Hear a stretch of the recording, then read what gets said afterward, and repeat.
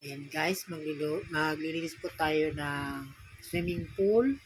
Ito po yung muriatic acid na gamit, napakaganda. Ito po yung chlorine, 2 tabo para sa isang swimming pool na paglilinisan. Tapos yan pong swimming pool guys, ang linisan. Actually madumi na po yan, malinis na po siyang tingnan dahil malinaw yung tubig. Sobrang linaw niya dahil sa muriatic. Ayan po.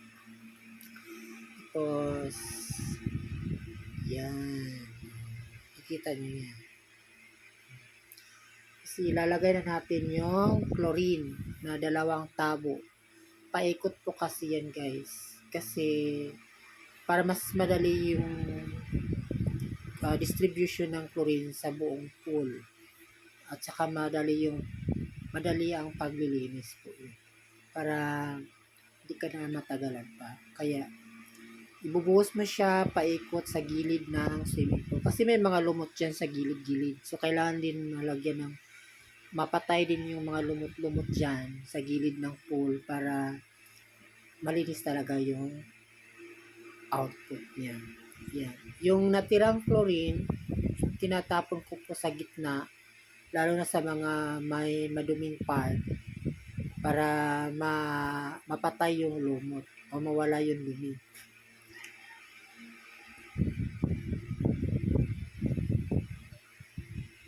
Paikot po yan guys. 2 kilo yata yan na chlorine. Tapos isusunod natin yung yan po ang muriatic. After po ng chlorine, yan pong isang galong muriatic acid.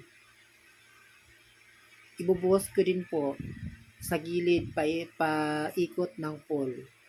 Para yun nga po, para mas madali yung distribution ng muriatic.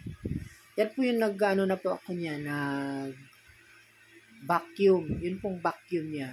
Yung hinihigop niya yung mga dumi na nagsising sa ilalim. Yan.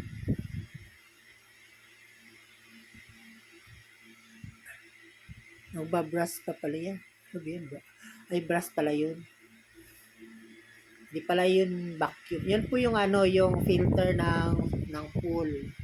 So yung kaninang powder na nakikita, yun po yung Decalite, pampalinis, pampakondisyon ng tiles para hindi siya masisira yung tiles. Para kikintab yung tiles. Yan. Tapos, yan po yung Decalite, nilalagay ko na po dyan, direkta dyan sa, yung butas na po yan, direkta po yun sa filter yung nakikita kanina. Yan dyan siya para less yung i-vacuum ko para kasi yung minerals lang kasi yung nagpapagana o nagpapakintab dyan na nandyan sa powder na yan. Kaya dyan ko direktang nilalagay para punta din siya sa filter para di masyadong madumi yung pool o di masyadong napunta yung mga powder dyan. Binihusan ko po yan ng maraming tubig. May na po yan, may chlorine at saka muriatic. Susunod ko po dyan ay yung ilalagay ko po dyan yung